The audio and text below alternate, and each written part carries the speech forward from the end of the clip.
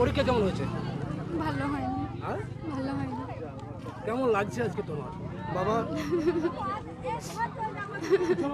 কি বলবে তুমি?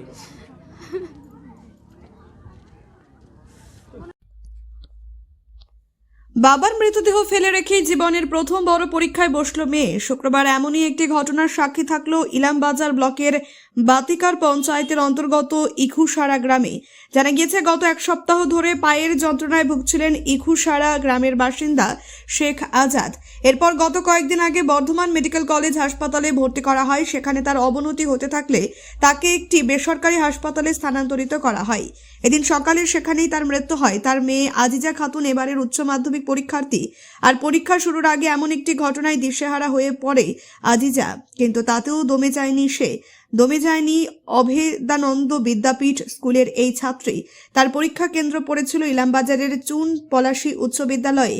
কাকা শেখ মোজাম্মেল হক বাড়ি থেকে পরীক্ষা কেন্দ্রে নিয়ে আসে ওই ছাত্রী আজিজা খাতুনকে। এদিন সেখানে শোক যন্ত্রণা অনুশোচনা ভুলে তাকে জীবনের বড় পরীক্ষায় বসতে দেখা যায়। তার এমন সাহসিকতাকে প্রশংসা করেছেন স্কুলের শিক্ষক কর্মী থেকে শুরু করে পাড়া প্রতিবেশীরা। অ্যাকচুয়ালি এমন কিছু হয়নি। গত এক সপ্তাহ থেকে ওই পায়ে একটু যন্ত্রণা ভোগ করছিল, তো সেই যন্ত্রণা ভোগ করার জন্য আমরা বর্ধমান হসপিটালে প্রথমে অ্যাডমিট করিয়েছিলাম, কিন্তু অবস্থার অবনতি দেখার জন্য পরবর্তীতে সেটাকে ট্রান্সফার করে আবার একটা নার্সিংহোমে ভর্তি করেছিলাম। তো নার্সিংহোমে ভর্তি করার পরপর আস্তে আস্তে অবনতির দিকে যাচ্ছিল। তো ঠিক আজ সকাল 5টা নাগাদ শেষ নিঃশ্বাস ত্যাগ করেছেন। এবং সবথেকে মর্মাহত ব্যাপার হচ্ছে আজই ওনার আমার ভাইয়ের মেয়ের আজ উচ্চ মাধ্যমিক পরীক্ষা। ভাইয়ের মেয়ের নাম হচ্ছে আজিজা খাতুন।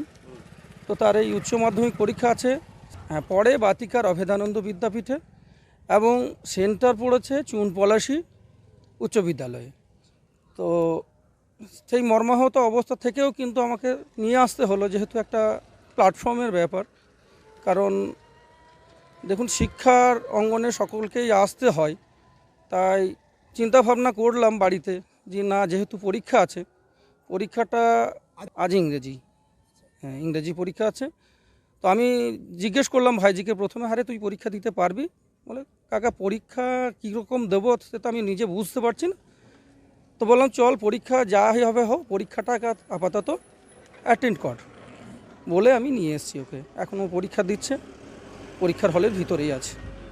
সে তো দেখুন একটা কথা, যেহেতু শিক্ষার আলোকে সকলকেই আসতে হবে, তাই আমি বাড়িতে ওকে বলেছিলাম যে দেখ, যেটা গত হয়ে গেছে, একরাশ ব্যথা বেদনা নিয়ে সে এসছে পরীক্ষা দিতে, এবং সেই পরীক্ষা সে আশা করছি কন্টিনিউ করে পরীক্ষা দিতে পারবে।